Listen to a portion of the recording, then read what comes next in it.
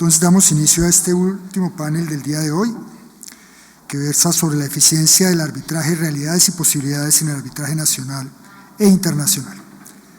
Nos acompañan unos excelentes practicantes del arbitraje, la doctora María Angélica Burgos, la doctora Adriana López, el doctor Juan Felipe Mirizalde y el doctor Rafael Rincón, con la moderación de la doctora Juliana Giraldo. Entonces los dejo en compañía de la doctora Juliana, que introduce su panel. Muchas gracias. Muchas gracias, doctor Juan Pablo. Muy buenas tardes para todos los que continúan valientemente en esta jornada. Gracias por acompañarnos. Gracias al Comité Colombiano de Arbitraje, doctor Juan Pablo, por la invitación. Me siento muy honrada de estar en este panel con 4 profesionales que creo que iniciaron su carrera arbitral desde muy jóvenes y creo que muchos los hemos seguido y ahora son unos de los más importantes árbitros de nuestro país y también referentes a nivel internacional. Entonces, qué rico estar acá con ustedes. Y nuestro panel es sobre la eficiencia del arbitraje, realidades y posibilidades en arbitraje nacional e internacional. Y lo primero que nos planteamos cuando hablamos de eficiencia es, ¿qué es eficiencia? Y pensamos en temas asociados, por ejemplo, a los costos, a los tiempos, al cumplimiento oportuno de las etapas del proceso arbitral. Y quiero leer un concepto que me parece muy interesante sobre eficiencia, que es la capacidad que tiene un proceso para utilizar adecuadamente las herramientas con el fin de lograr los objetivos marcados. La eficiencia analiza, optimiza y busca mejores soluciones para cada una de las etapas que se requieren para cumplir un propósito. Y aquí en el arbitraje, pues el propósito es brindar una solución a las partes. Y por eso hoy queremos abordar desde las diferentes herramientas que tenemos como apoderados, como árbitros, incluso como instituciones arbitrales, para darle eso a las partes, una eficiencia en el proceso arbitral. Y queremos proponerles una metodología. Vamos a plantear inicialmente unas preguntas, unos cuestionamientos donde queremos que participen y también a nuestros panelistas.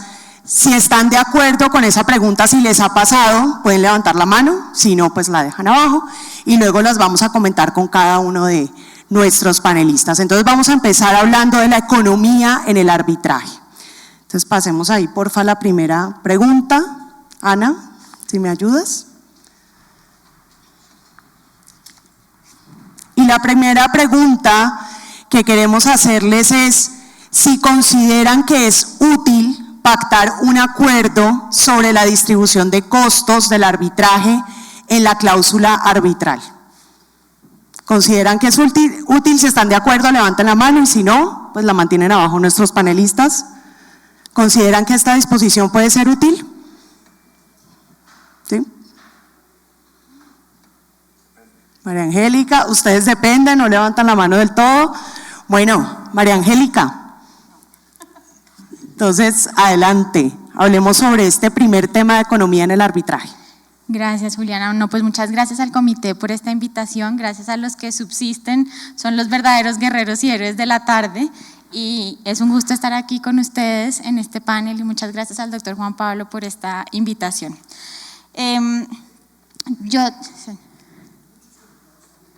Bueno, a los que subsisten conectados también, porque aunque uno esté en su casa, ha trabajado todo el día y ha estado conectado todo el día, entonces ellos también son unos sobrevivientes.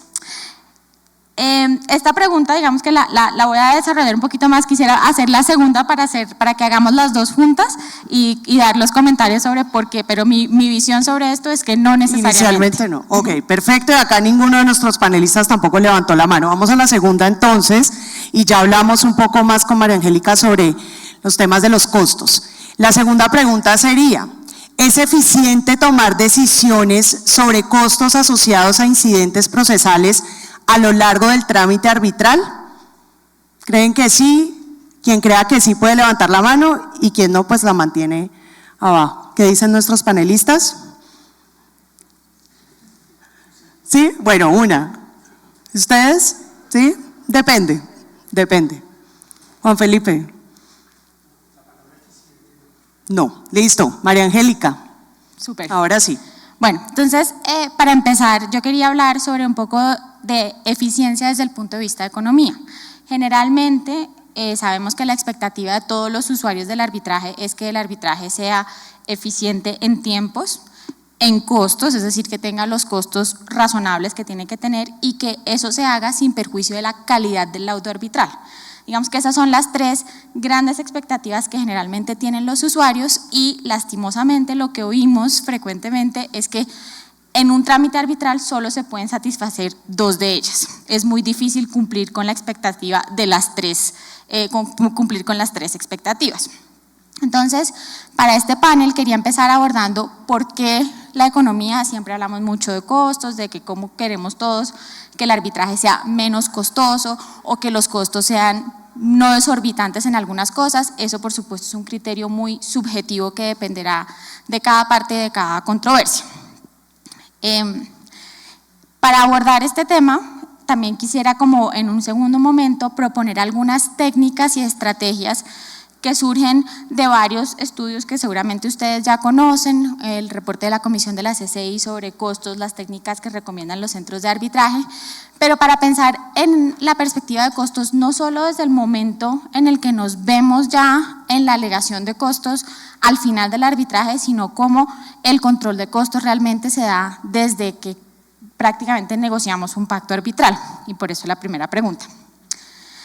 Entonces, volviendo como al contexto de por qué el arbitraje es tan costoso, por qué la gente se queja tanto de que es tan costoso, algunos estudios disponibles han visto que el grueso de los costos son los costos de los abogados y de los peritos. Y la razón de ser de eso es principalmente porque los abogados y los peritos dedican muchas horas a el caso, a trabajar en el caso. Digamos, el trabajo de los abogados se estima que puede estar en más de 1.500 horas en un arbitraje, digamos, de valores promedios. Obviamente eso depende mucho de la jurisdicción y de las características del arbitraje, pero digamos que la razonabilidad o la razón de ser de que eso sean el rubro más significativo tiene que ver con el número de horas de trabajo que se le invierte. No quiere decir que los demás no trabajen, por supuesto. Sorpresivamente, los costos que son menos, digamos que ocupan un rubro menor dentro de la bolsa de costos, tienden a ser los costos de administración y los costos de los honorarios del tribunal arbitral, que en muchos casos no superan el 20%. Entonces, obviamente, pues esto nos hace pensar en dónde está el foco en buscar esas economías que podrían darse en el contexto de un arbitraje y cómo podríamos lograrlas. Hay algunas personas que consideran que obviamente una de las grandes ventajas del arbitraje es su flexibilidad. Yo estoy totalmente de acuerdo con esto y en este punto creo que es muy importante que cuando pensamos en tener un arbitraje eficiente en términos de costos, apelemos a la flexibilidad. ¿Por qué? Porque lo que sirve para un caso no sirve para el otro. Y porque precisamente el arbitraje nos da la posibilidad de acordar aquello que se justifique y se necesite en el contexto del caso específico que estamos tratando. Entonces, no todos los casos tienen que tener 2 rondas de escritos, alegatos de conclusiones escritas, en fin, esto ya lo vamos a discutir un poquito más. Digamos, dicho eso, entonces me gustaría como para darle un tinte más pragmático a esta exposición en esta hora de la tarde, hablar de algunas técnicas sin entrar en algo que sé que es materia de otro panel, que son los arbitrajes expeditos, que digamos que eso tiene su connotación específica. ¿Qué podemos hacer desde la cláusula arbitral como partes, como árbitros, para hacer el arbitraje más eficiente en términos de costos? Ojo, no quiere decir el arbitraje gratuito, pues porque naturalmente el arbitraje tendrá los costos que tenga que tener, pero que haya ese criterio de razonabilidad y se satisfaga la expectativa de las partes de que los costos del arbitraje sean razonables. Entonces, primero, preguntaba sobre la cláusula arbitral. En algunas jurisdicciones se permite que las partes pacten un acuerdo sobre costos, en otras ya la ley trae por sí definida cuál es la distribución o el método de distribución de costos que tendrá el laudo que se profiera en esa jurisdicción. Puede ser útil desde el inicio pactar una distribución de costos cuando la ley aplicable no lo señala todavía. ¿Por qué puede ser útil? Porque puede ser un incentivo para que las partes desde el inicio, o sea, desde que pactaron su cláusula arbitral, tengan claro a qué atenerse en materia de costos y eso pueda influir sobre su comportamiento. Lastimosamente, hay episodios donde las partes pues tienen conductas, digámoslo, indebidas o dilatorias que se desincentivan con la posibilidad de una sanción en costas. Ahora, eso tiene una desventaja y es precisamente la pérdida de flexibilidad. En el momento de redactar la cláusula arbitral no sabemos quién va a ser el demandante, quién va a ser el demandado. No sabemos qué tan compleja va a ser la disputa, qué tan cuantiosa va a ser la disputa, qué vamos a necesitar para surtir todo el arbitraje que queremos surtir y para efectivamente presentar nuestro caso. Entonces, obviamente, tomar esa decisión desde tan temprano puede restringir muchísimo a la parte y puede restringir muchísimo la posibilidad de defensa de la parte. A su turno, puede también restringir la posibilidad que el tribunal decida con base en multiplicidad de criterios quién debe asumir las costas del arbitraje. Entonces, es una consideración que puede ser útil, pero que por lo menos mi opinión es tiende a ser menos útil de lo que pensamos, porque tanta previsión puede quitarnos flexibilidad a la hora de efectivamente reducir esos costos. Siguiendo con la cláusula. Cuando se redacten las cláusulas, es muy importante hacer cláusulas que permitan que el arbitraje fluya. A veces tratamos de redactar y de sobreredactar y de regular absolutamente todas y cada una de las situaciones en la cláusula y eso a la hora de la controversia supone una serie de dificultades. ¿Por qué? Porque entonces la selección del tribunal arbitral es muy compleja, requiere mucho esfuerzo y mucho trabajo por parte de las partes, de la institución o incluso hasta de los mismos árbitros. O porque no es claro el procedimiento del acuerdo, no se precisa exactamente qué es lo que se quiere, o porque la cláusula no define elementos que son importantes y que definirlos va a tener una incidencia de trabajo y costos en el arbitraje. Entonces, esto también es un punto importante a tener en cuenta al momento de la redacción de la cláusula. Otro punto es si vale la pena fijar los honorarios del tribunal arbitral en la cláusula. Esto, digamos, es una posibilidad que traen algunas jurisdicciones, incluso la nuestra en la sección de arbitraje nacional, permite que las partes lo pacten y que se le informe previamente a los árbitros antes de su nombramiento. Puede ser una herramienta muy útil para mantener el control de los costos, pero puede tener desincentivos como, por ejemplo, que si la controversia es de ciertas características, la cuantía de los honorarios no compensen el trabajo que tienen que hacer los árbitros y eso desincentive a los árbitros o a cierto tipo de árbitros que serían interesantes para la controversia a participar en el caso. O lo contrario, que resulten siendo unos honorarios muy cuantiosos para una controversia que tal vez sea más sencilla, menor y que genere como una desproporción en esa relación. Un tercer punto puede ser tomar decisiones de costas a lo largo del arbitraje, que era la segunda pregunta que hacíamos. Es frecuente que durante el arbitraje que dure 2-3 años se puedan presentar múltiples incidentes de diferentes tipos, discusiones sobre la producción de documentos, discusiones sobre si se cumplieron o no con ciertas reglas, discusiones sobre si se aplican las reglas de privilegio, en fin, múltiples discusiones y las partes en cada uno de esos momentos le solicitan al tribunal condene a la contraparte en costas, porque él fue el que inició este incidente, porque este incidente no tendría por qué haber sido, en fin. Es posible que el tribunal tome la decisión en ese momento o es posible que el tribunal decida, que es lo que tal vez pasa más frecuentemente, dejarlo para el final.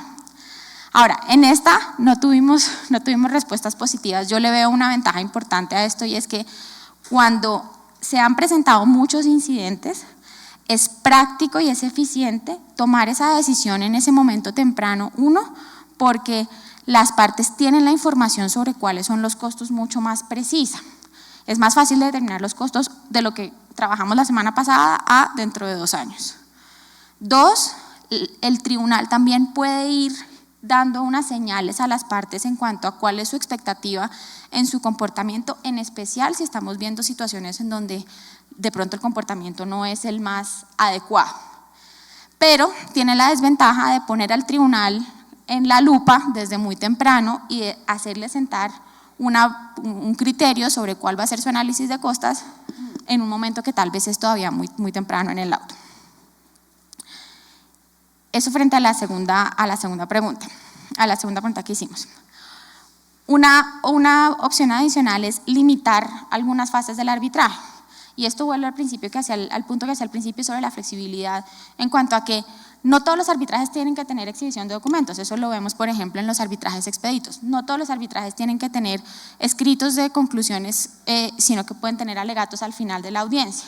Las partes, sorpresivamente, uno pensaría que no, tienden a estar de acuerdo con este tipo de medidas. Incluso en la encuesta de Queen Mary del 2021, cuando les preguntaban qué podrían sacrificar para que el arbitraje sea más eficiente y menos costoso, una de las cosas era fases como la producción de documentos o la extensión ilimitada de los escritos. Entonces las mismas partes, en pro de la eficiencia, en pro de la economía, están dispuestas a prescindir de ciertas fases siempre y cuando, por supuesto, ellas no sean necesarias. Y lo último es pensar en estrategias para invitar a las partes a que se hagan una presentación lo más temprano del caso posible, completa, y evitar repeticiones, porque esa es otra de las quejas constantes. Se repiten los argumentos en los memoriales y eso obviamente tiene mayor incidencia en los costos. Entonces, estas son algunas ideas, algunas técnicas que quería compartir y que creo que son útiles de cara a pensar en que la decisión de costos no solo está en cuánto voy a pagar por los abogados que contrato, cuánto me va a costar el tribunal, sino cómo voy a conducir el arbitraje. Y cómo voy a conducir el arbitraje de una manera que sea razonable, pero que se ajuste a las necesidades del caso y que permita mantener algún cierto tipo de control sobre los costos. Muchas gracias, María Angélica, y bueno, definitivamente nos das unas herramientas muy prácticas que le apuntan a la eficiencia del arbitraje en cuanto a los costos, pero importante lo que mencionas y es utilizarlas de manera adecuada, de forma tal que no se sacrifique también en parte la flexibilidad del arbitraje. Entonces, muchas gracias. Queremos ahora hablar un poco de una etapa que es muy importante dentro del proceso, que es la etapa de pruebas y cómo podemos también generar eficiencias en esta etapa de pruebas, y queremos plantear dos preguntas frente a ello. Entonces, la primera es, cuando se ha anunciado la presentación de un dictamen pericial, ¿ustedes creen que es necesario esperar el decreto de la prueba del dictamen pericial para ser aportado? ¿Qué creen? ¿Sí? ¿No? ¿No es necesario? Ahí varios me dicen no. Ok, doctora Adriana. Y la segunda es, para la exhibición de documentos, ¿podría el tribunal limitar con algunos criterios dicha exhibición? Entonces ahí veo que mueven la cabeza, que sí. Doctora Adriana, hablemos un poco entonces de estas medidas de eficiencia que podemos adoptar en esta fase de práctica de pruebas. Adelante. Buenas tardes. Muchas gracias al doctor Juan Pablo. ¿Sí se oye? Muchas gracias al doctor Juan Pablo y al Comité Colombiano por esta invitación. Un poco referidas estas preguntas a la temática que escogí dentro de nuestro panel de realidades y posibilidades frente a la eficiencia en el arbitraje nacional e internacional, quise referirme al nacional para preguntarme: ¿es eficiente? ¿No es eficiente?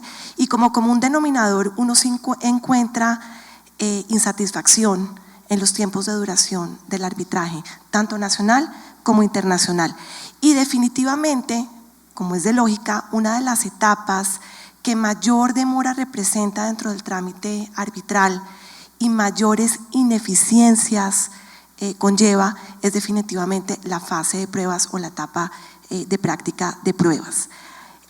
Aquí, sobre todo en pruebas que tienen que ver con exhibiciones de documentos, términos largos para aportar dictámenes periciales que se anuncian, solicitudes de prórroga, contradicciones, anuncios también de dictámenes de contradicción y términos para aportarlos, una solicitud de consecución de pruebas ante diferentes autoridades nacionales y locales para que el tribunal remita los diferentes oficios. Estas son las principales pruebas que consumen y demoran y muchas veces ponen en riesgo la validez del trámite arbitral.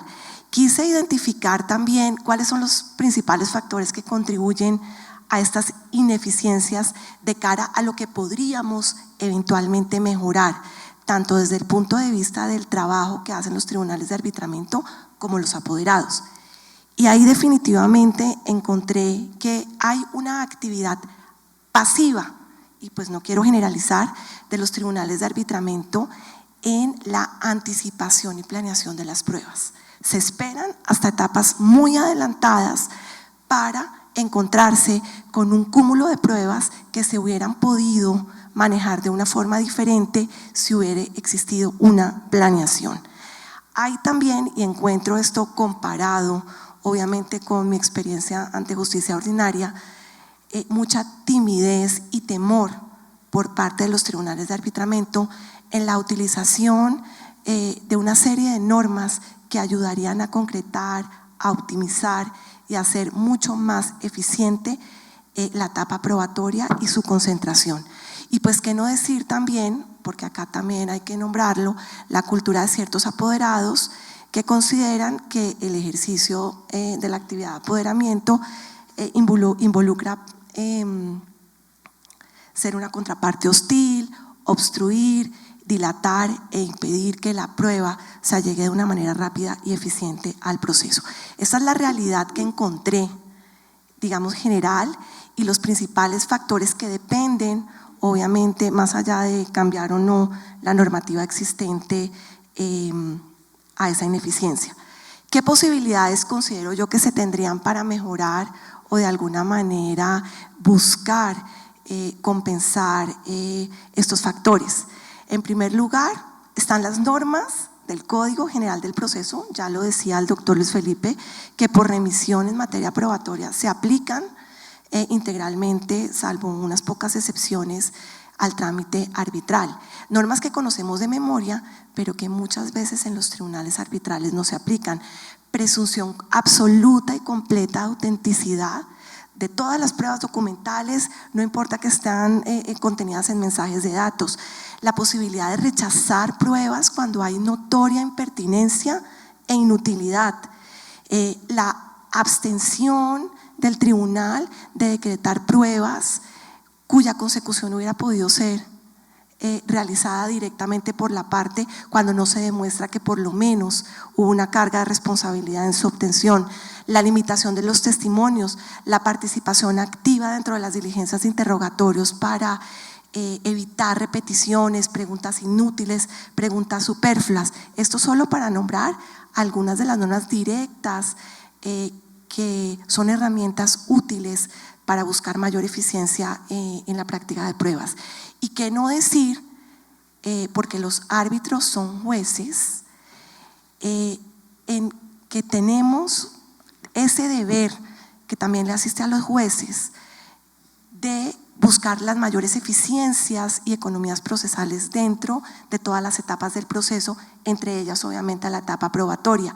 Y junto a ese deber hay un superpoder que nos olvidamos que también lo tienen los árbitros, y es el poder de utilizar herramientas distintas cuando no hay normas directas que den soluciones, costumbres, incluso acudir a las reglas de la IVA, a las reglas de Praga, que dan directrices y guías prácticas para la evacuación eficiente, sobre todo estos tres medios de prueba a los que me referí, que entraban y muchas veces vuelven muy dispendiosa esta etapa arbitral. Refiriéndome específicamente a ese tema de planeación, hay una herramienta muy eficiente que yo creo que se podría utilizar sobre todo en esos tribunales de arbitramiento complejos que están llenos de pruebas, en donde no es muy fácil identificar exactamente a primera medida por los árbitros cuál es el problema jurídico a resolver, que es esta famosa reunión o audiencia que podría intentarse entre la audiencia de conciliación y previa a la primera trámite similar a la que sucede en arbitraje internacional, la que existe en el proceso de justicia ordinaria, que es esa inicial, en donde se pudiera dar un espacio a las partes para que fijen ese litigio, para que concentren en un término específico y en un espacio igualitario cuáles son sus posiciones y posturas, y aprovechar esa reunión para fijar con las partes un calendario de pruebas, revisar la logística, cuáles son los testimonios más importantes, qué testimonios no son tan importantes que eventualmente después de practicados los imprescindibles podrían desistirse o podrían prescindirse.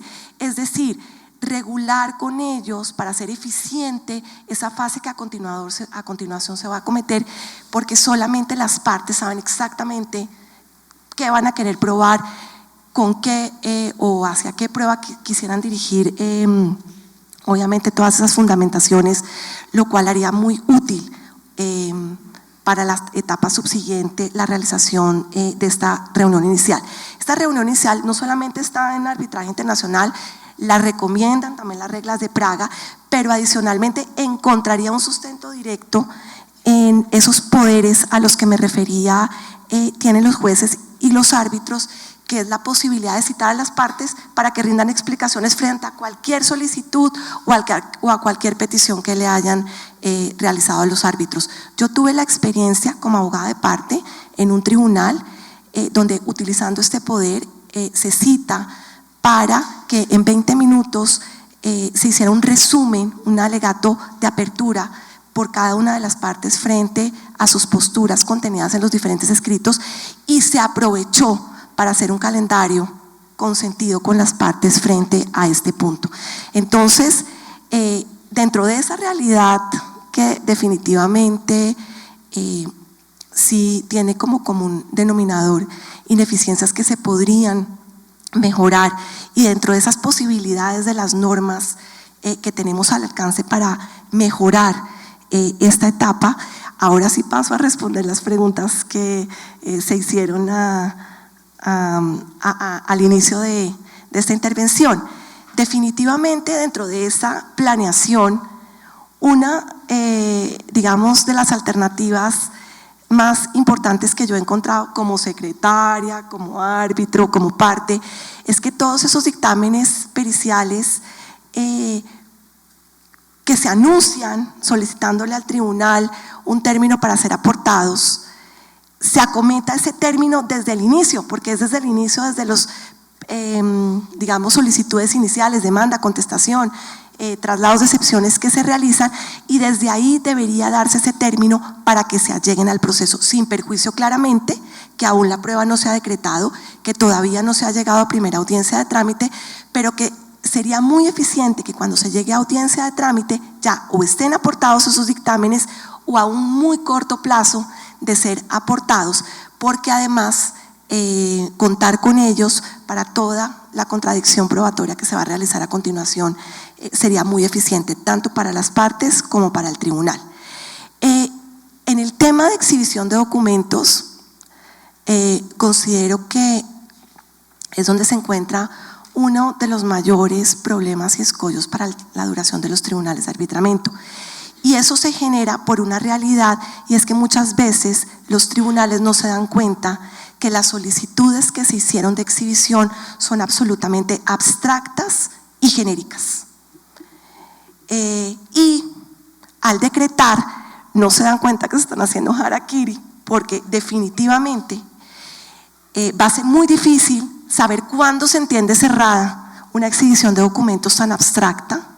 Segundo, va a ser muy difícil establecer renuncias o renuencias a aportar documentos porque no se sabe específicamente qué era lo que se estaba solicitando. Y tercero, generalmente esas pruebas, como lo leía en un doctrinante español, lo que van a generar es un tsunami de documentos que va a ser prácticamente imposible de valorar para el laudo final. En esa medida y frente a esta realidad, entendiendo que nuestra prueba de exhibición de documentos no es un discovery del sistema americano en donde se hace una pesca a ver qué encuentro, sino que exige nuestro artículo 266 que se diga en concreto qué documento o documentos son los que estoy exigiéndole a la otra parte, y la pertinencia de por qué ese documento está relacionado con los hechos que quiero probar. El tribunal debería tener la potestad de restringir esas solicitudes abstractas, pedir que se concreten a categorías o tipologías de documentos, o con unos buscadores que sean concretos para entender cuáles son las pruebas que se tienen que allegar. Hay una norma, ya para terminar también, que encuentro que es una herramienta importantísima para acotar e ir adelantando esta exhibición de documentos, que es el famoso artículo 96 del Código General. En el artículo 96 se establece que dentro de la contestación de la demanda, el demandado tiene que aportar los documentos que el demandante haya solicitado, se encuentran en su poder. Esa es una norma que a veces se pasa desapercibida, que debería concretarse y ser una orden desde el auto admisorio para el demandado que vaya aportando esos documentos. Desafortunadamente no existe una norma para los documentos que el demandado solicite al demandante.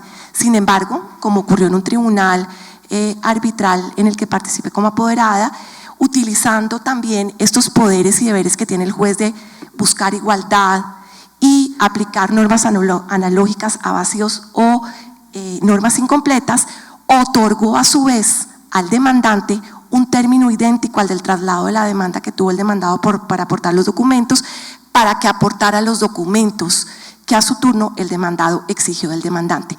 ¿Qué sucedió? Que ya gran parte de lo que va a ser la exhibición de documentos obra en el expediente.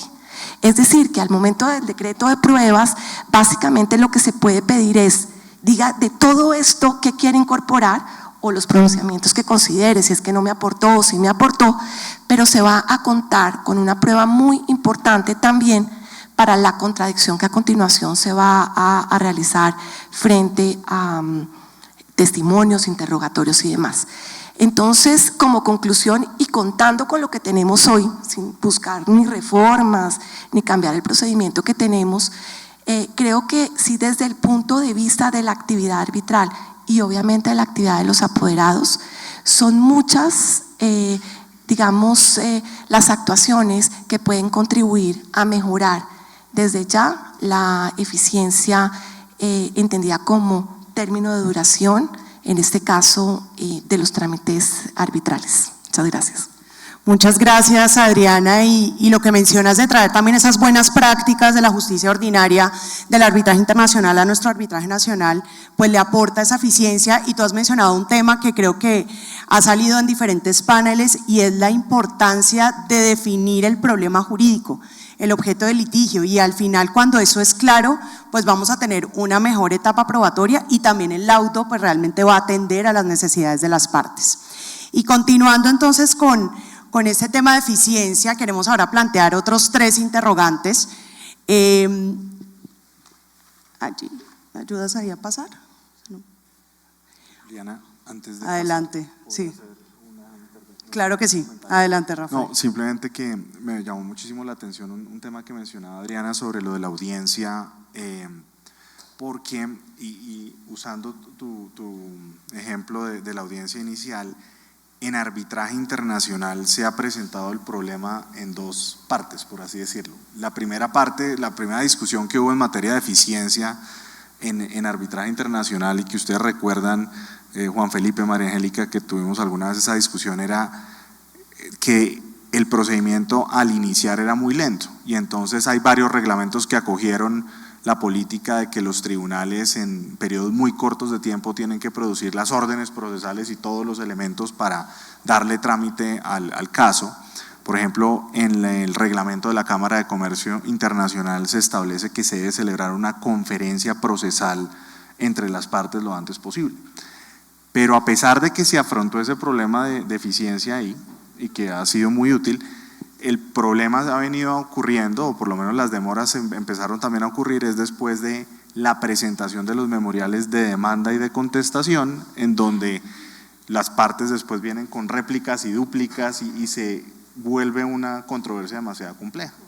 Y entonces ahí hay una propuesta muy interesante que Yves Deran y Neil Kaplan, árbitros internacionales, han hecho, y que es algo que creo que vale la pena también considerarlo desde la perspectiva del arbitraje nacional, y es que se celebrara la audiencia, que podría ser en esas etapas que tú mencionas, pero una audiencia en donde los árbitros y las partes entren en un diálogo, en el que los árbitros traten de explicarle a las partes o cómo entienden su mandato y hasta dónde entienden que deben llegar a resolver el caso, y que las partes tengan la oportunidad de pronunciarse al respecto, porque solo cuando exista esa definición, entonces pueden tomar más fácilmente las decisiones relativas a cuáles pruebas son verdaderamente pertinentes y útiles, porque muchas veces un apoderado por sí solo tomar esa decisión pues puede ser difícil de cara a los temas de los clientes. Entonces me pareció muy interesante lo que mencionabas, porque es un problema que yo creo que es transversal a todos los mecanismos de solución de controversias hoy en día, y creo que vale la pena abordarlo. Muchas gracias, Rafael. Y hablemos ahora de algunas prácticas que quizás obstruyen el avance como se espera del proceso arbitral, y queremos traer pues 3 planteamientos frente a ello, y es si alguna vez, y seguramente a muchos les ha pasado que han participado en casos donde una parte ha formulado objeciones frívolas a la designación o nombramiento de un árbitro. Entonces, si les ha pasado. También, por ejemplo, donde una parte busca modificar el alcance y contenido de sus pretensiones en una etapa en la que no es admisible hacerlo. Y finalmente, si han tenido casos, esta diapositiva se me enloqueció, y si finalmente, ahí si me ayudas con la última, hemos tenido casos aquí donde se formulan solicitudes injustificadas de bifurcación.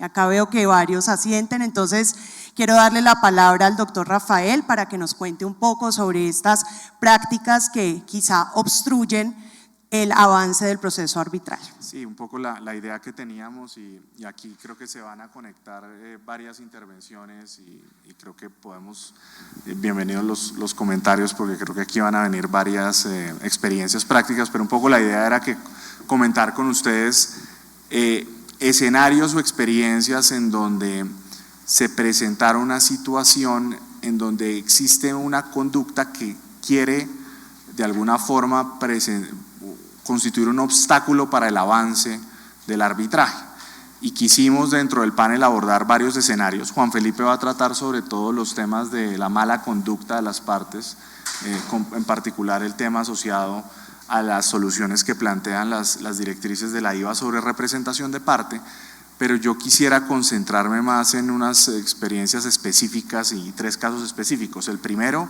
el tema de recusaciones frívolas. El segundo, el tema de cuando una parte presenta nuevos reclamos en etapas avanzadas del arbitraje. Y el tercero, las solicitudes de bifurcación. ¿Cuál lo paso con esto? Bueno, en el tema de objeciones frívolas, digamos que en materia de designación de árbitros, hay un tema central que hemos querido establecer, y es la diferencia de estándares que existen tanto en el arbitraje nacional como en el arbitraje internacional. Porque en materia de arbitraje, de designación de árbitros, en materia de arbitraje nacional, como ustedes saben, tenemos al final una regla, ¿no?, que si bien en algunos casos se ha podido extrapolar a otras situaciones de hecho, es una regla que en principio señala una obligación de revelación en cabeza del árbitro. En arbitraje internacional, más que una regla, estamos hablando de un principio que se tiene que ponderar, y donde el árbitro debe revelar cualquier circunstancia de hecho que a los ojos de un tercero objetivo pueda poner en entredicho su independencia o imparcialidad.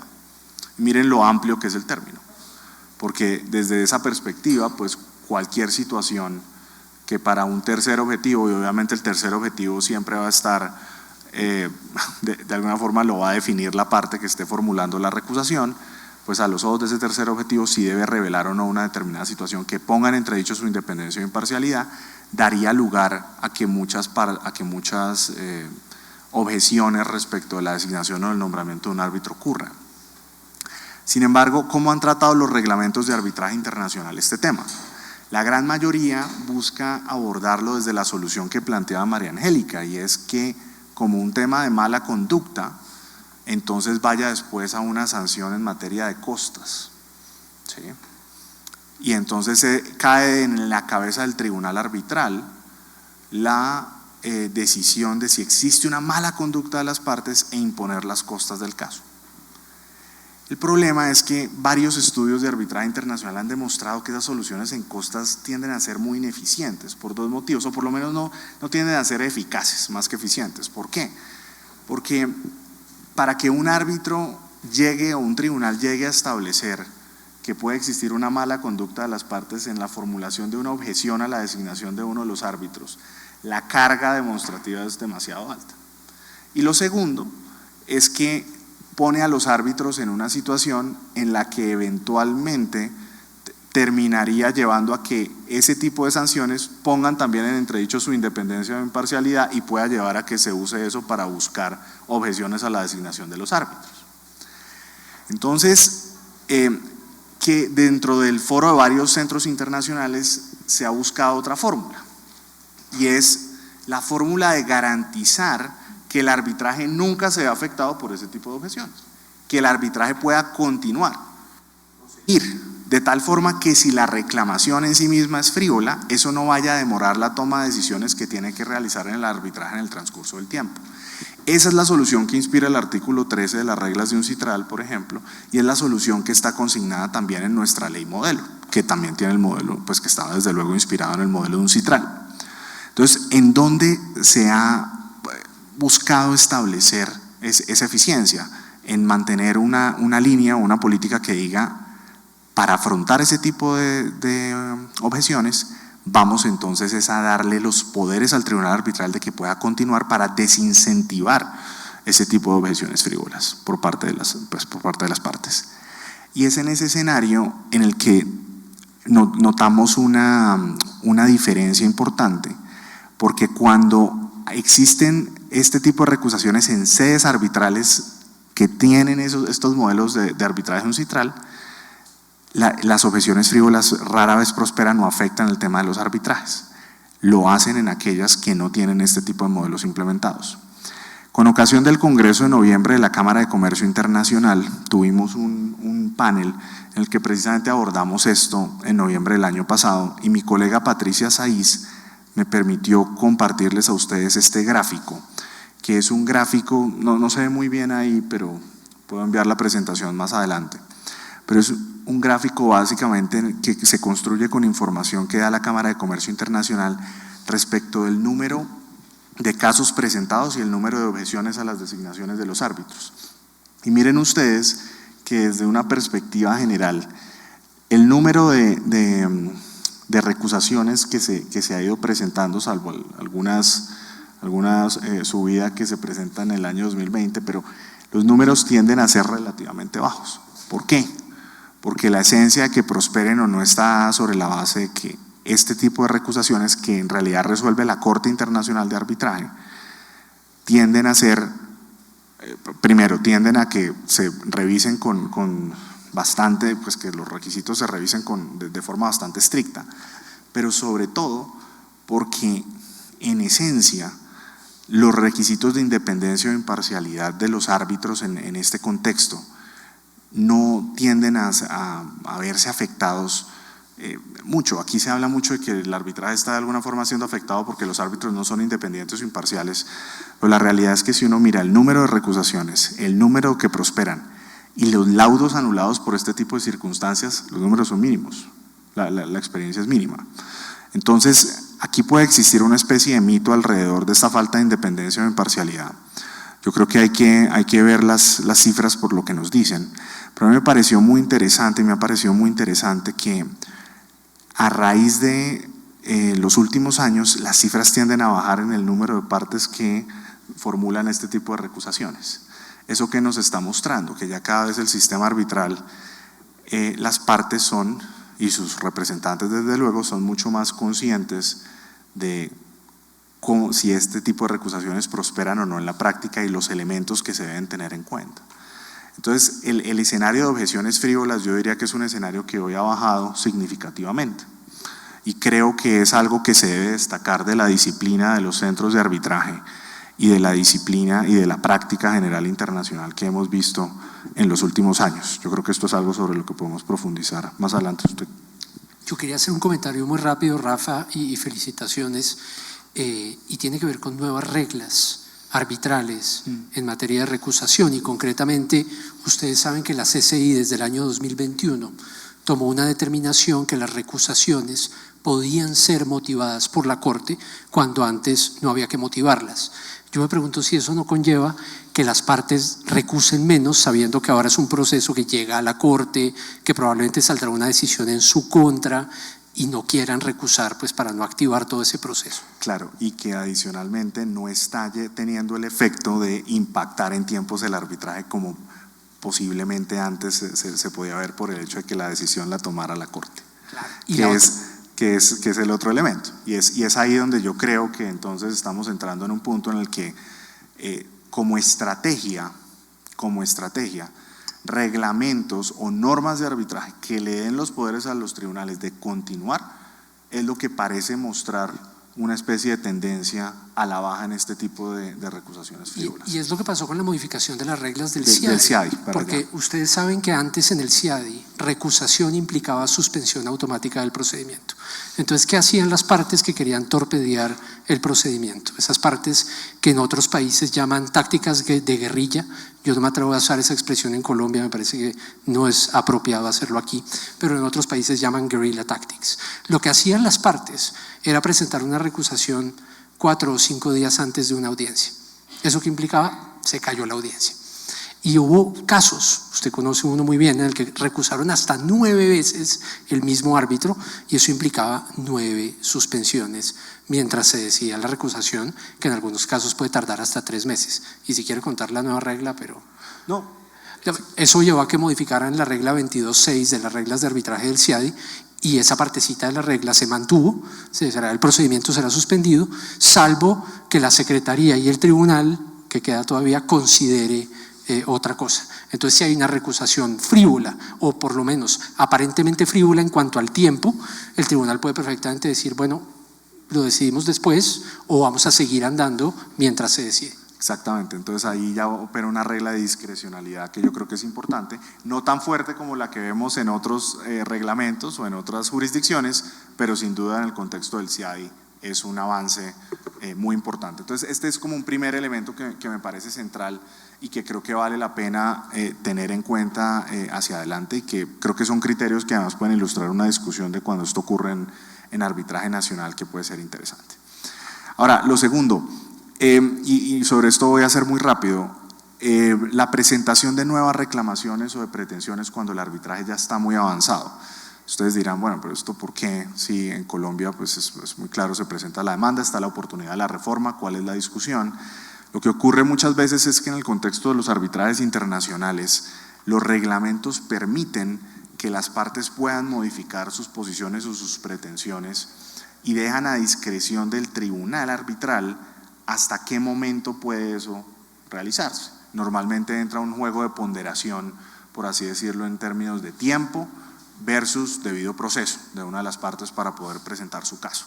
Si ustedes miran, por ejemplo, los reglamentos de las cámaras de Singapur o el reglamento de la Corte de Arbitraje de Londres, de la Corte de Singapur o de la Corte de Londres, hay una facultad clara de que las partes pueden solicitar modificar sus pretensiones y sus posiciones, y el tribunal tendrá entonces que hacer esa ponderación en una etapa muy avanzada del arbitraje. Podría volver a ser una táctica guerrillera como la que estaba mencionando Juan Felipe. 5 días antes de la audiencia sale una parte y dice, ay, me acabo de dar cuenta que este ya no es un caso de nulidad, sino que es un caso de ineficacia o de inexistencia y quiero replantear mi caso. Y entonces entra la discusión de cómo no le vamos a dar la oportunidad al señor que encontró este nuevo elemento de que venga y formule entonces su caso de esta forma, ¿no? Y entonces muevan la audiencia y hagan absolutamente todo. Y ahí entra entonces un tema de una dificultad central en este tipo de situaciones, y es cómo los tribunales deben abordarlo. En el contexto del arbitraje CCI la solución, digamos, es más fácil porque existe desde el inicio del arbitraje lo que se llama el acta de emisión, que es ese documento en el cual las partes fijan su posición y el marco de sus pretensiones desde el inicio del arbitraje. Luego, pretender salirse de ese marco es prácticamente imposible, salvo que, en palabras del reglamento, lo autorice el tribunal y exista una causal, por así decirlo, extraordinaria, una motivación extraordinaria. De lo contrario, lo más probable es que ese tipo de modificaciones no vayan a ser aceptadas. Pero en ese mismo sentido, ¿qué pasa en aquellos otros reglamentos donde no existe esa acta de emisión, donde no existe ese documento? En arbitrajes uncitral, recientemente he visto una práctica no oficial, porque eso no está en las reglas de uncitral, pero que cada vez ocurre más, y es que dentro de las actas de nombramiento, los términos de nombramiento de los árbitros, se incluyen la posición y la pretensión de las partes para buscar tener el mismo efecto que se tiene bajo el artículo, el reglamento de la CCI. Eso es una cosa que he visto. Pero lo segundo que es interesante es que los tribunales arbitrales de otros centros de arbitraje acuden a los criterios del reglamento CCI para decir si en ese momento es válido o no la modificación de las pretensiones en esa etapa. Entonces, con esto, lo que se está buscando de alguna forma es decirle a una parte, mire, si su cambio es un cambio tan trascendental en el caso y ya está muy avanzada esa etapa, pues no debería permitirse ese cambio. Queda entonces la pregunta de si está abierta la posibilidad de que esa parte abra un nuevo arbitraje. Y ahí es donde se tiene que ponderar esa situación. Pero lo que sí definitivamente creo yo que es recomendable como desde una perspectiva de eficiencia es que empecemos a pensar en instrumentos similares al acta de emisión o a los términos de nombramiento en esas circunstancias, e incluso, volviendo al tema que mencionaba previamente con el buen ejemplo que ponía Adriana, que en esas audiencias iniciales que los árbitros y los eventualmente pueden celebrar en cualquier contexto, se fije muy bien ese marco para evitar este tipo de modificaciones a las pretensiones. Esa es otra medida que yo creo que es importante tener en cuenta para evitar este tipo de situaciones. Finalmente, sé que ya me volé el tiempo, pero simplemente quisiera decir que en materia de bifurcación, creo que es importante abordar el tema de cuando las partes realizan solicitudes de bifurcación que se encuentran infundadas. Y por bifurcación estamos entendiendo las situaciones en las que los árbitros o los tribunales de alguna forma dividen el procedimiento para ir resolviendo cuestiones, llamémoslo así, previas y específicas dentro del mismo antes de llevar, o en lugar de tomar todas las decisiones en un único laudo.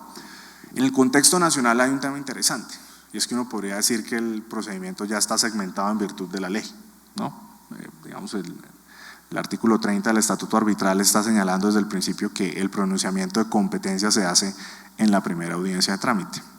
Hace poco, conversando con algunos colegas del grupo de secretarios que muy bien organiza sé que el comité y la Cámara de Comercio de Bogotá, había una discusión muy interesante sobre cuál es en realidad el análisis de competencia que pueden realizar los tribunales desde la audiencia de trámite, si es un análisis verdaderamente completo y comprensivo que cubre todos los requisitos del pacto arbitral, si se hace un análisis formal o material, o si es un análisis ahí más o menos descafeinado un poco, en el sentido que se hace una valoración previa, pero no se entra a todo el análisis central, sin perjuicio de que después en el laudo se pueda llegar a una decisión en materia de competencia y de jurisdicción. Creo que desde el punto de vista de eficiencia, en el arbitraje nacional se podría considerar mirar un escenario en el que estas decisiones de competencia se aborden de forma más integral y comprensiva, que los árbitros puedan tener todos los elementos ahí desde el inicio,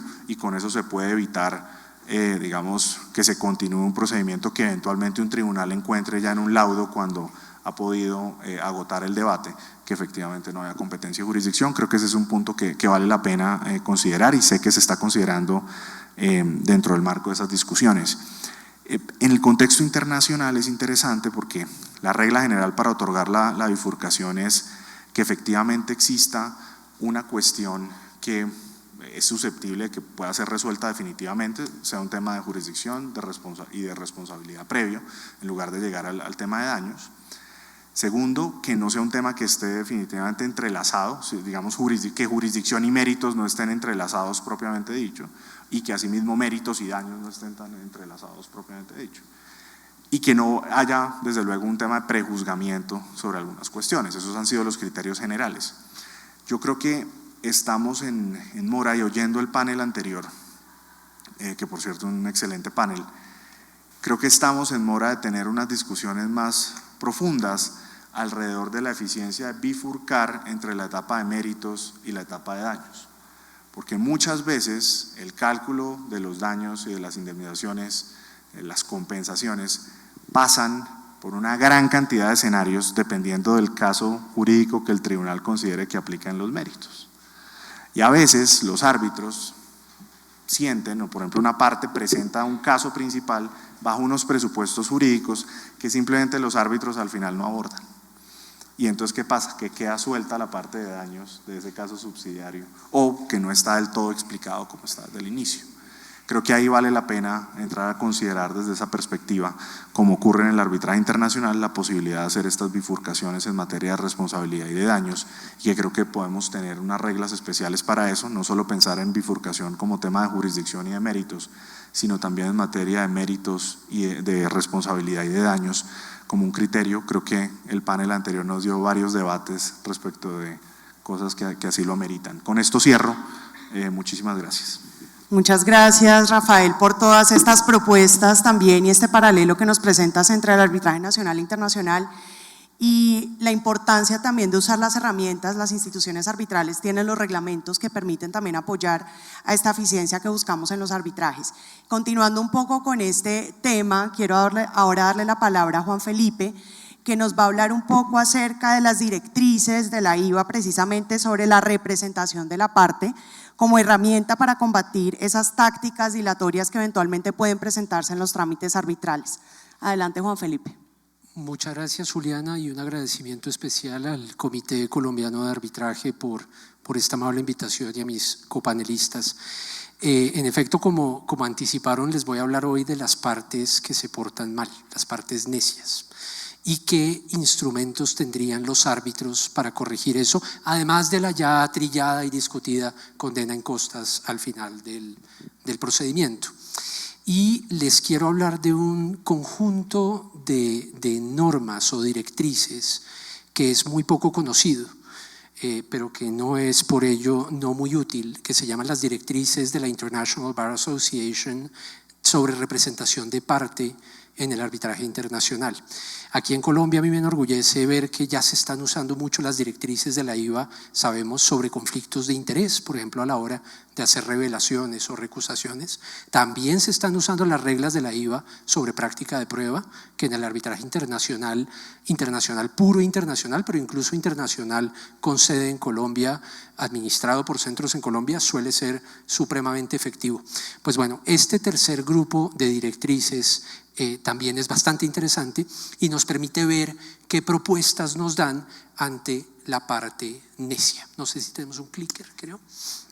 Y lo primero que quiero comentarles es un poquito de dónde surgen estas reglas. Y María Angélica hablaba hace poquito de la encuesta que hizo Queen Mary, y en esa encuesta hay una respuesta muy interesante cuando le preguntan a los in-house qué problemas ven en el arbitraje internacional, y de repente en las respuestas más, cuando ponen las 7 o 8 respuestas más comunes, nos encontramos falta de reglas éticas de los abogados. Entonces, lo que parecía ser un foro elegante y un foro muy distinguido, hay mucha gente que dice, nos hacen falta reglas éticas. Entonces eso hizo que grupos de abogados como la IVA o como la Asociación Suiza del Arbitraje empezaran a discutir la posibilidad de crear un grupo de normas éticas. Primer problema. Y segundo problema, que los abogados que participamos en el arbitraje internacional, como todo abogado, pues tenemos unas reglas éticas en nuestras jurisdicciones, pero había una diferencia. La cancha claramente no era igual entre unos abogados y otros. Y les voy a dar un ejemplo. Si ustedes en los Estados Unidos tienen una audiencia judicial o arbitral y hay un interrogatorio de un testigo, imaginémonos una deposition de esas que uno ve en suits, y ustedes son el abogado que defiende el testigo. Si ustedes no se reúnen con el testigo algunos días antes para preparar esa audiencia, para explicarle al testigo cómo le van a hacer las preguntas, hacerle simulacros, etcétera, no estoy seguro que estén violando una norma ética, pero sí que pueden estar cayendo en lo que llaman allá malpractice. O sea, ustedes pueden ser demandados civilmente por hacer mal su trabajo como abogados, y se ha creado la cultura que los abogados tienen que tener esas reuniones con los testigos para ayudarlos a que salgan bien, salgan avanti en la presentación de su testimonio. Bueno, si ustedes hacen eso en Francia, si ustedes se reúnen con el testigo antes de una audiencia en Francia, violación de regla disciplinaria. Hay una regla disciplinaria, ahora sí disciplinaria, por ejemplo la Barra de París, que prohíbe hablar con el testigo sobre el testimonio que van a tener que rendir. Entonces, ¿eso qué quiere decir? Que si yo tengo un abogado francés, mejor le pongo del otro lado un abogado gringo para que en la audiencia los gringos sí podamos preparar al testigo y el francés no. Preocupados por eso, la IVA trató de reglamentar principios éticos que entendemos como aplicables al arbitraje internacional y que los abogados franceses, por ejemplo, ahora pueden utilizar para justificar en un arbitraje internacional con sede en Francia, con ley francesa, con partes francesas, que no están violando normas éticas si, por ejemplo, preparan a sus testigos, como tristemente ocurrió. Un abogado de arbitraje internacional que durante la audiencia le preguntaron al testigo si había sido preparado, el testigo reconoció que había sido preparado y el abogado de la otra parte reportó a su colega ante la Barra de París y afortunadamente la Barra de París hizo una distinción de que esto era un arbitraje internacional. Entonces, ese es un poco el antecedente de las directrices de la IVA. Bueno, ¿cuándo son aplicables las directrices de la IVA? Y el artículo 1, no sé si es que lo estoy pasando dos veces, quieto. Bueno, el artículo número 1 nos dice algo muy interesante, nos dice las directrices serán aplicables cuando las partes lo pacten. Entonces, buenísimo, pactemos las directrices. ¿Cuándo? Acta de emisión, orden procesal número 1. Pero también el O dice, serán aplicables donde el tribunal, después de consultarlo con las partes, desee recurrir a ellas. ¿Qué quiere decir eso? Y lo mismo lo encontramos en las directrices de la IVA sobre conflictos de interés, que puede que haya árbitros internacionales que consideren, como yo considero, que estas directrices hacen parte de una especie de costumbre arbitral, de buenas prácticas arbitrales y que por lo tanto pueden ser utilizadas por los árbitros a la hora de tomar determinaciones sobre falta de conducta de un abogado. Siempre y cuando consulten a las partes. Eso es muy importante, no olvidar ese pequeño apéndice. Entonces, hablemos quizás de algunas hipótesis y voy a pedirle a mis colegas que sean activos al igual que ustedes para que veamos la hipótesis y luego vemos cómo la trazan estas directrices. Primera hipótesis, la hipótesis de la entrevista al árbitro. Nos enteramos de que antes de nombrarlo como árbitro de parte, acuérdense del árbitro de parte, la demandada o los abogados de la demandada se reunieron con el árbitro y lo entrevistaron. Concretamente le preguntaron por su experiencia en casos de agencia comercial, cuántos casos había tenido bajo derecho colombiano, qué relación tenían con la demandante y cómo le caía al doctor Rafael Rincón, que era el árbitro nombrado por la otra parte.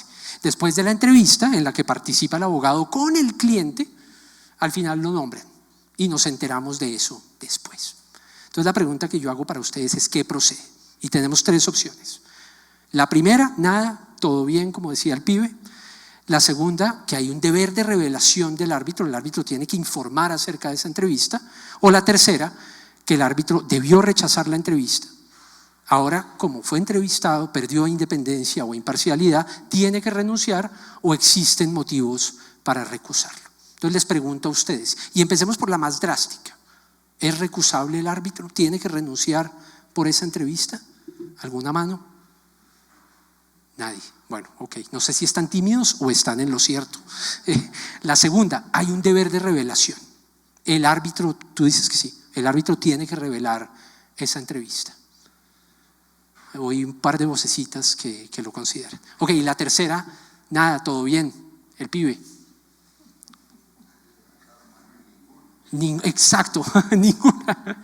Bueno, esto por cierto ha dado lugar a debates académicos muy interesantes. Hay autores que tratan el tema de la entrevista. Yo personalmente cuando me llaman a entrevistarme siento unas reglas muy claras sobre cómo debe ser la entrevista. En este caso que les dije, no hay nada extraño, no le preguntaron nada que no pueda ser preguntado en esa entrevista. No sé, Rafa, ¿usted hace esas entrevistas o...?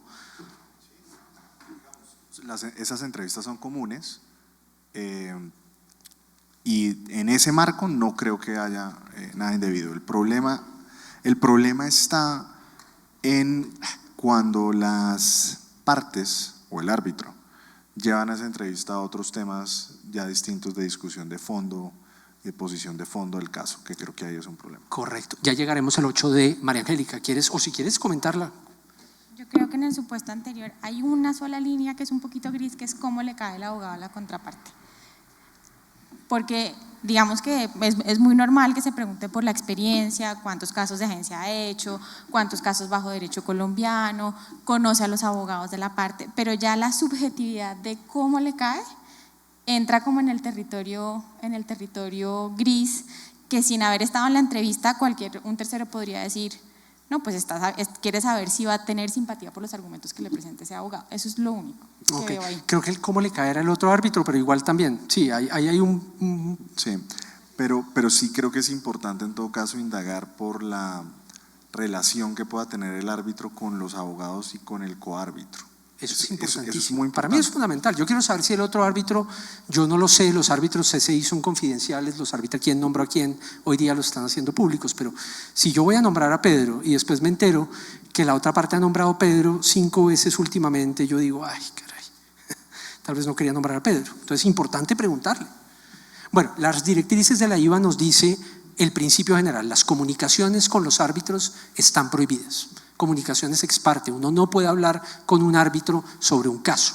Eso no es una regla absoluta, no quiere decir que si yo me encuentro a Rafael, que es un árbitro en un caso, no lo puedo saludar, no puedo eventualmente charlar con él en un break, pero no podemos hablar del caso. Esa es la regla general. Y hay unas excepciones en la directriz 8, que dice que no es inapropiado para el representante de parte tener comunicaciones ex parte con un árbitro.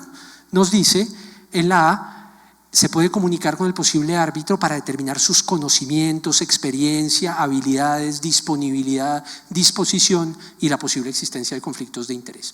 ¿Cuál es la excepción? Nos dice que no le pueden preguntar, no debe buscar conocer los puntos de vista del posible árbitro nominado por una parte o árbitro presidente. Yo le puedo preguntar al árbitro, ¿usted ha tenido casos de agencia comercial en Colombia? Sí, claro, he tenido 7, 5 como parte, 2 como árbitro. ¿Y usted piensa que la cesantía comercial es renunciar? No, ahí ya no, ahí ya no nos podemos meter. Bueno, esa es la primera hipótesis. La segunda hipótesis, un poquito más filuda, es la preparación del testigo. Durante el contrainterrogatorio del testigo, un testigo reconoció que los abogados de la parte que presentaron su testimonio, recuerden que en el arbitraje internacional frecuentemente uno presenta la declaración testimonial por escrita con los memoriales. Entonces yo soy la empresa Avianca, no representaría a Avianca personalmente, pero supongamos que me tocó representar a Avianca, presentaría un testimonio del CEO, entonces lo presento por escrito.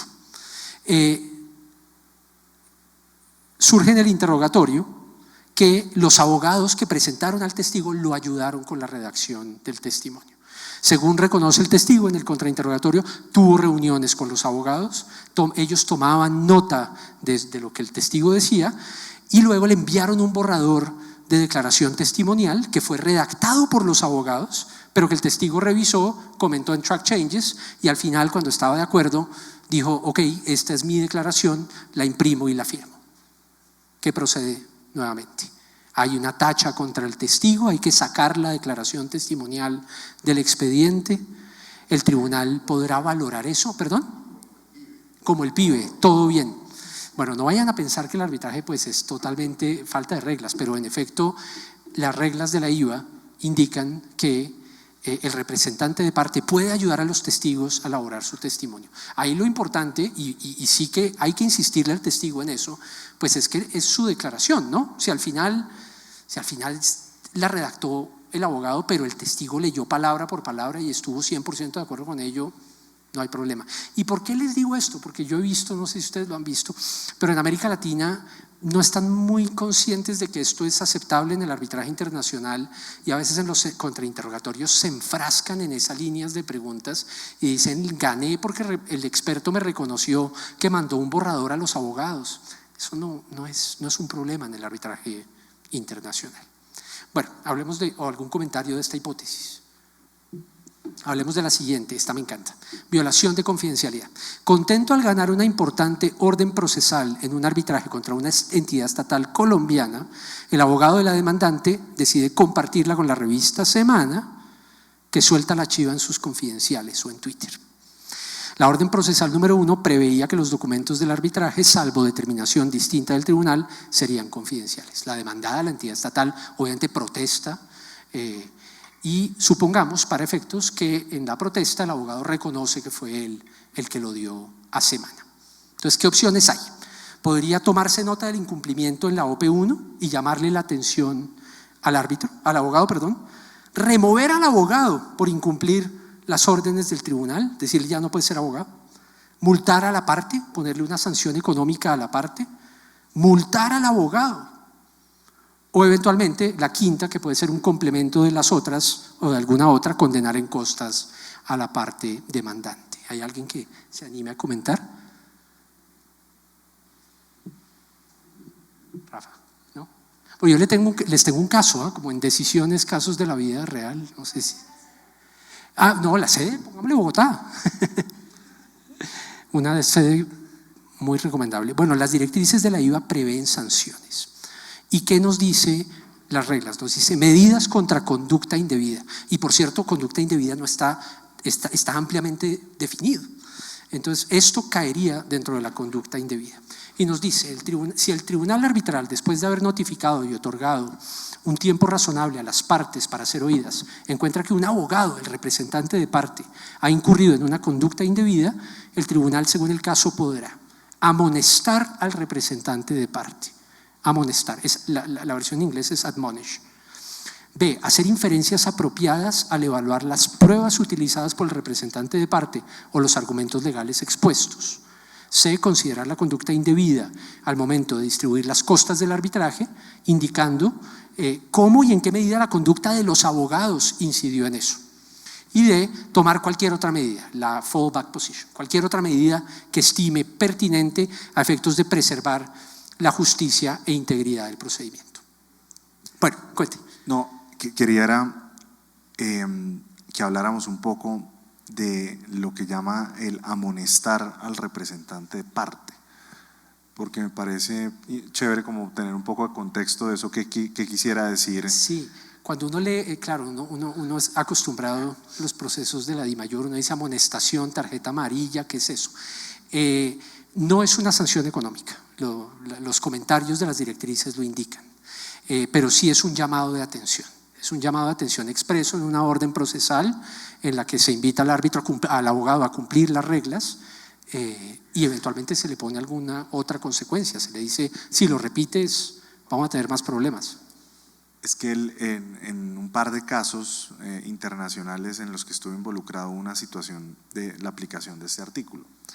Y el tribunal tenía una lectura muy particular porque señalaba, pues había una orden específica que se estaba incumpliendo y el tribunal en ese caso le dijo amonestó al representante de la parte, pero lo que hizo el tribunal en su momento para que la amonestación fuera efectiva fue decir, tráigame ya al representante legal de la parte para comunicarle la amonestación y establecer a ese representante legal de la parte, pues que el tribunal le diga a ese representante legal de la parte las consecuencias procesales que eso puede tener frente a su caso de fondo.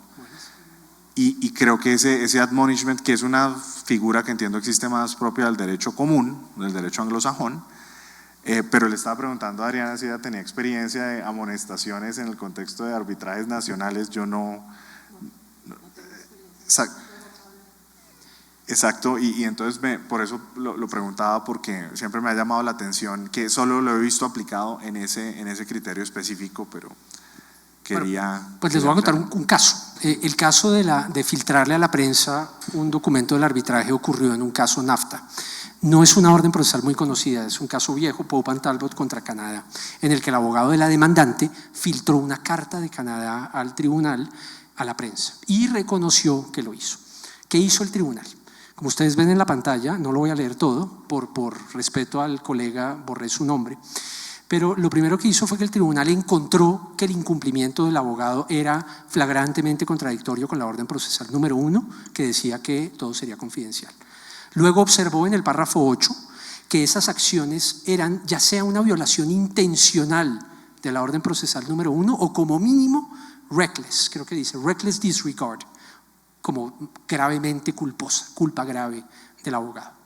Luego dice, llamo la atención, esto no se debe hacer, dice Canadá me pide una condena en costas y voy a conceder la condena en costas.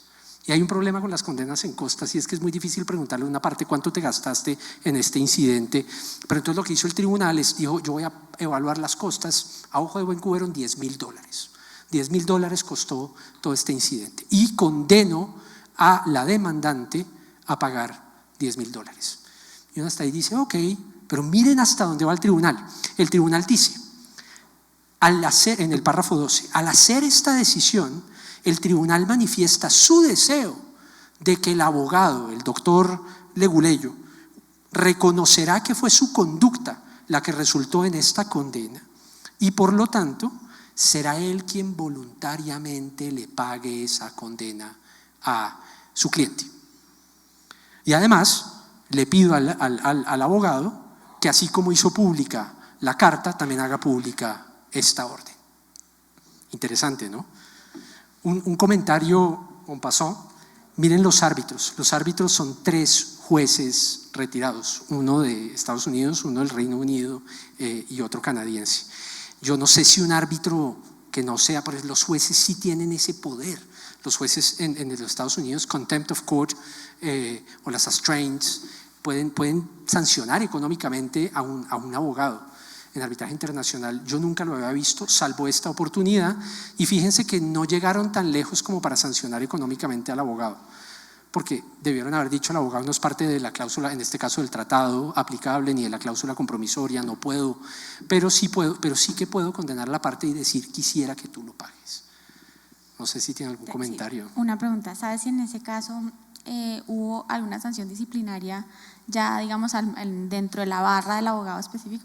Porque creo que también eso es una cosa bien importante y es este marco de las reglas de la IVA nos dan como una guía sobre qué se puede hacer dentro del marco del arbitraje internacional sin perjuicio de las acciones que se tomen a nivel disciplinario en la barra o jurisdicción que corresponda, pues porque claramente aquí habría una conducta muy discutible de… Es una buena pregunta y surgen otras preguntas, respuesta no sé, pero surgen otras preguntas. Por ejemplo,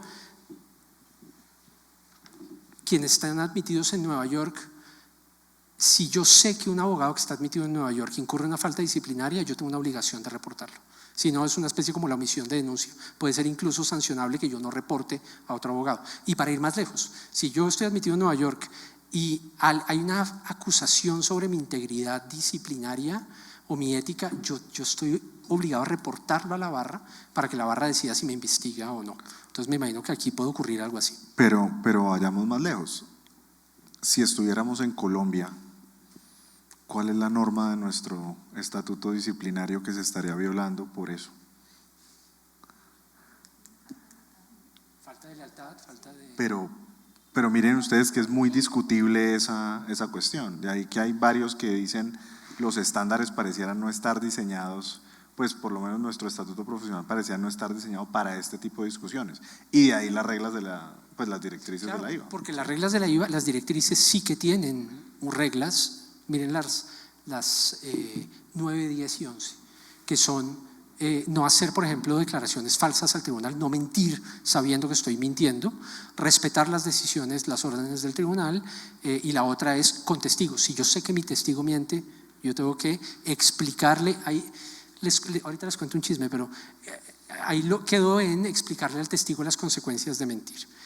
El chisme es que estas reglas, estas directrices son del 2013. La IVA tiene la práctica de revisarlas cada 10 años, es decir, este año. Estamos en un proceso, yo hago parte del grupo de revisión de estas directrices y una de las ideas que tienen algunos es un poquito más de dientes, porque la crítica de quienes revisaron esto era que los árbitros no tenían tantos dientes para sancionar, pues la idea de pronto es ponerle un poquito más de dientes a estas directrices. ¿Algún comentario o algo? Ok. Sí.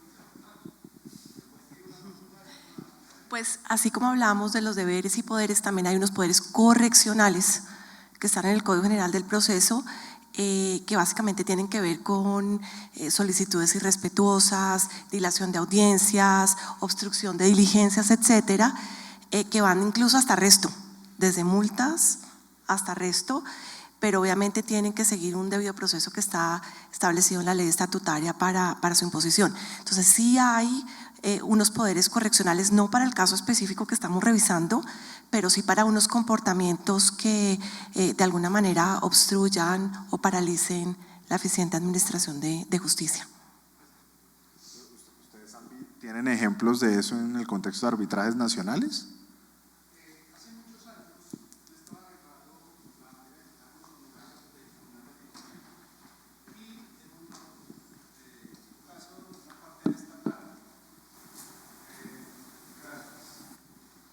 La parte estatal, y al momento de fijar los honorarios, el señor procurador se quejó porque los consideraba excesivamente altos.